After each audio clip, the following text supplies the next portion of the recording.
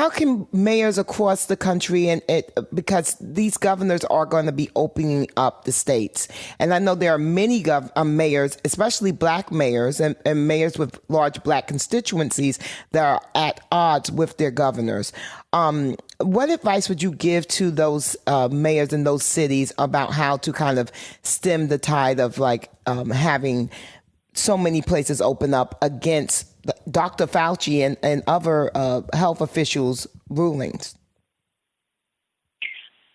I've been quoting Audre Lorde for the past few days. Your silence will not protect you. And the people who elected us to represent them did not represent us to be cowards.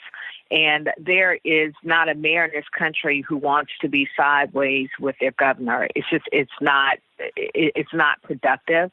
But when it comes to the life and death of our communities, we cannot be silent because we are the ones who understand these statistics. We are the ones who understand what it means for our communities. These are our cousins and our aunts and our mothers and our fathers and sisters and brothers who are dying from this disease. So what I would say to anyone in a position of authority in this country, as African-American leaders, if we don't speak up for our communities and fight for our communities, then who else will?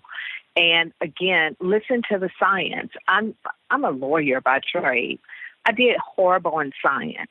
That's why I listen to experts and I listen to professionals and I consult with people like Carlos Del Rio from Emory University and Sanjay Gupta, who we see on CNN, and I listen to Dr. Fauci. Their messaging is clear. You have to stay home to save lives, and I think it is.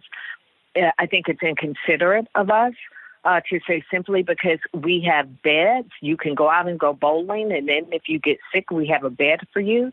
What does that mean for the men and women who work in hospitals and in healthcare, who are putting their lives on the line for us? And I want to be very clear.